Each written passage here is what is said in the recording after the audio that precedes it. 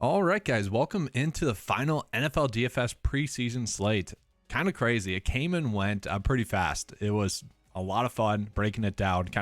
I just enjoy seeing all these kind of no-name players on film stand out, kind of make a roster spot. It's fun to follow the storylines from the Hall of Fame game all the way to the end of this, all the way to the end of camp. It's just fun for me, hopefully you guys enjoyed it too. Hopefully you guys had some good preseason NFL DFS builds. I know yesterday was a huge kind of day in general. A lot of the plays hit, so hopefully you guys had a good slate yesterday as well. So let's get into the picks for this week. Just touching on it, we got the New York Giants versus the New York Jets. Going to be touching on that, and then I'll have the timestamp for the afternoon game, which is the Lions versus the Steelers. I'll have that timestamp for you guys, so if you guys are coming in after the early game has started, this video is still going to be useful for you guys if you are trying to make a showdown build.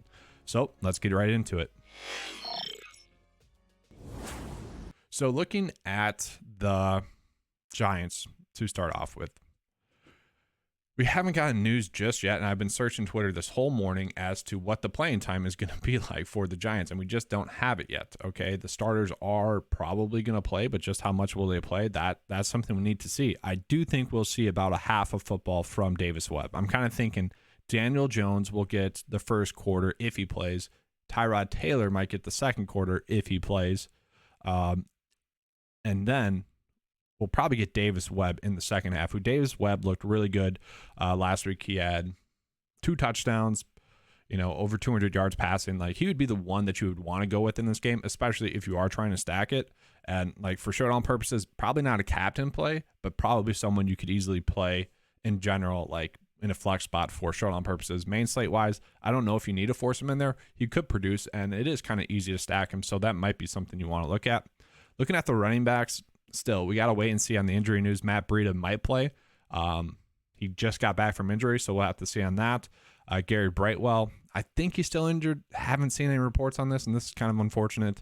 Saquon Barkley, let's see. Okay, so I think Saquon might play in this game, but just how much will he play? Not much. Obviously, you don't want to risk him getting injured. So my thought process is we just go back to the well with Antonio Williams and Corbin. Both have looked good this preseason. Both looked good last week. Both, I'm just impressed with, and they both keep scoring. So Williams had 11 DK points. He caught a decent amount of passes. Corbin caught a bunch of passes there as well. They both had about 26 yards rushing. Corbin had a TD. TDs are kind of fluky, but the production has been there for both of them. And there's a chance where you could probably play both of them in a build. Obviously, that's not the optimal approach, especially for a showdown. You kind of want to, get lucky with one of them going off. And kind of that's what happened last week with Corbin scoring the touchdown, although Antonio Williams still did well. He still scored 11 DK points. So it's not like one of them will hit and one of them can't hit. I think they're both going to be strong plays, especially on a smaller slate, main slate wise. Looking at the receivers, Alex here, he was connecting with Davis Mills a lot. 14 targets, 11 receptions, 122 yards, and 2 TDs. I think a lot of Giants fans are kind of excited to watch these two play in the fourth quarter and see if they can connect once again. Obviously, getting 14 targets is a ton, so you just have to have a piece of that for sure. If you're playing Davis Webb, you pretty much have to play him. David Sills also, had a decent amount of targets, had 7 targets last week. Both of these guys should play a lot. We can see there's a lot of injury news here. A lot of players are banged up.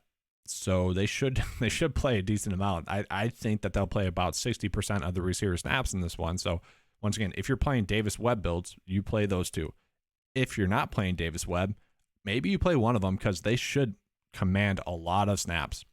And I will say they were trying to get Robinson the ball kind of early in that game. They're manufacturing some plays for him to get some plays on film. Austin Allen's an okay tight end play. If you want to play him, you can. I don't love that. Feels like I'm forcing it, but if you guys wanted to, you could. Get into the Jets. So let me just pull this up on the write-up, which will be posted after this video. Okay, so the Jets starters are expected to play 1 to 2 quarters, so 1 to a half. How much does Joe Flacco play, though? I don't know. Like, do you have to play him a half of football? Probably not. We'll probably get Joe Flacco in the first quarter. We'll probably get Mike White first, maybe into the second quarter, and then we'll get Chris here going into the third and fourth quarter. Chris runs the ball a lot. He's the one quarterback play for the Jets I like the most, mostly due to his rushing upside. He did have a passing touchdown last week, but it's the rushing upside that you like. He had about 3 points rushing last week. Kind of creates a nice little floor for him. Once again, that kind of feels like we're forcing it, but you can go with that. With the Jets receivers, I don't really like any of them because they're all pretty solid plays on this slate. Mims demanded a trade. I don't know if that's going to mean, all right, we'll showcase you in this one. Go out and play a lot. Get your value up. I don't think so, but maybe that happens. With the starters expected to play, like Moore could score, Davis could produce, Berrios, he's a reception guy. Garrett Wilson could certainly produce. Like, it's just a guessing game there, and that's kind of unfortunate there with the Jets. And I've said this every week thus far. The Jets are the hardest team to figure out fantasy-wise. And I don't know if it's the beat writers. I think it's mostly just due to the fact that they always do spread out the wealth, seemingly since I started covering preseason DFS. It is crazy, and for the most part, staying away from them has been kind of the way to go. Maybe we could play their defense, maybe, with their starters for sure playing, and maybe the Giants starters are not playing. Maybe. Getting into Detroit, and honestly, guys, I love Detroit on the site, especially if you're doing showdown builds. Detroit is where you load up on. It's just kind of weird, but it is. The only problem with the Detroit players is that their starters are not playing. Well, some of their key starters will play about a half, but Jared Goff is not going to play. The Steelers starters are going to play. Okay, so that kind of makes some of these plays that I love, playing time-wise, a little bit less attractive because, backups going against starters, they're backups for a reason. We don't love that too much. Looking at, though, Tim Boyle and David Blau both playing a quarter, that's highly intriguing to me. They are going to be the quarterbacks that I have the most exposure to on this slate. They both had a TD last week. They both look good in week one. They're both going to play about a half. Yes, we're guessing as to which one's going to have the more productive day. But maybe you just go like David Blau since Tim Boyle is going to be starting. David Blau going against backups who look just as good as Boyle. Maybe you just go David Blau instead of Tim Boyle. That'd probably be the route that I go. So let's just put him in there. And then looking at running back, we got news that the offensive coordinator really wants to get a good look at Justin Jackson, which to me is huge. He already looked good last week. 7 rushes, 54 yards. Didn't have that much work in the passing game, which he easily could. Like, he can get like 3 receptions for 30 yards, and that would not shock anyone. Obviously, that's play script dependent. It kind of just depends on how plays develop, but that could easily happen. The fact that they want to get another good look at him is intriguing to me. A lot of running backs last week for the Lions had like 6 to 7 rushes. If you take away 2 of those from someone else and add them to Justin Jackson, that makes him more appealing to me on the slate. Obviously, he's going to need to score a touchdown to like really pay off. But that, if he's going to play more, obviously that increases his likelihood of scoring. So this is where I guess it gets tough. Like, I could see St. Brown and Chark having a good first quarter or so. Maybe a first drive or 2. If one of them scores a touchdown, that would be unfortunate for the slate. Because it makes things more difficult. The one player that I'm very interested in is going to be Quintez Cephas. So he was their receiver 1 for like the first 3 weeks of the season last year before he got injured. And then he got injured at the start of the training camp this year and has really just kind of somewhat falling down the depth chart. He's probably their receiver number 5 right now. They probably do want to get a good look at him today, seeing where he's at health-wise. And it's kind of one of those situations where if he's healthy enough to play him. Like, don't get him a series or 2. He is someone that if he does play, I think he can really go off. Now, is it guaranteed? Is the playing time guaranteed? No, because we don't know exactly how healthy he is. But if he does play a lot, like a full half, I really think he's going to produce, probably going to score a touchdown. So it is kind of a risk reward right there, but I think the reward is going to be huge for Cephas as a play. And I don't know if many people are going to be on him on the slate because they are worried about his health. Tom Kennedy there.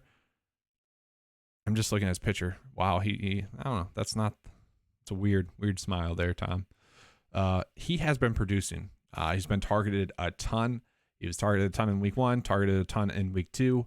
The targets continue to be there for him. And he just continues to look, I don't want to say good, but continues to get open. The quarterbacks continue to find him open.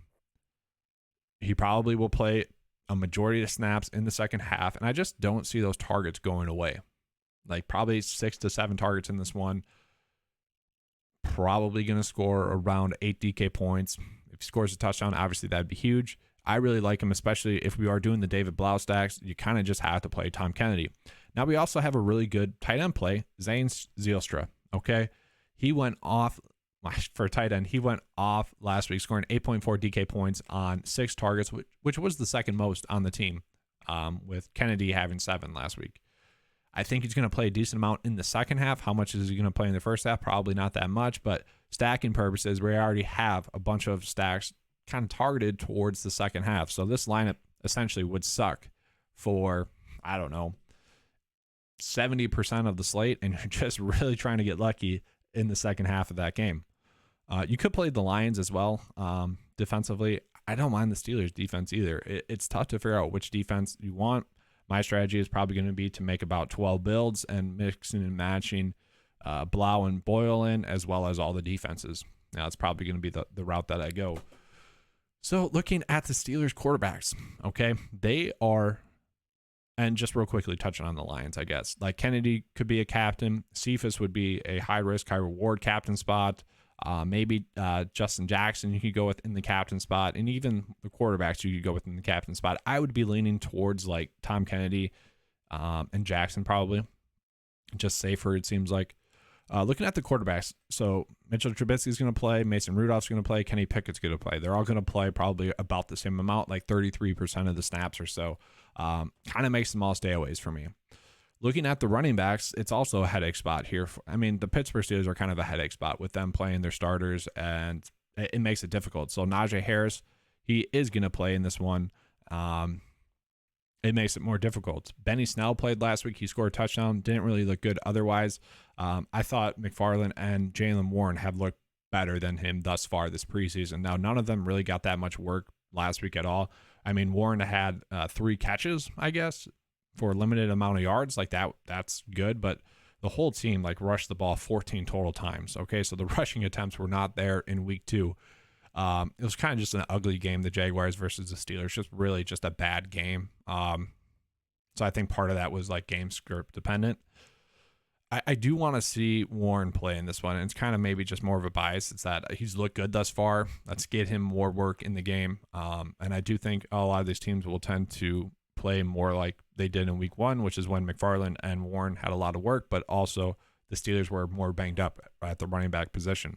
There clearly is a running back battle going on between Snell, McFarland, and Warren. Okay, so it's like which one is going to be the RB2, RB3, and one of them might get cut even. So I do think we're going to see all 3 of those players highlighted in this one because there is a position battle. They need to figure out what's going on there.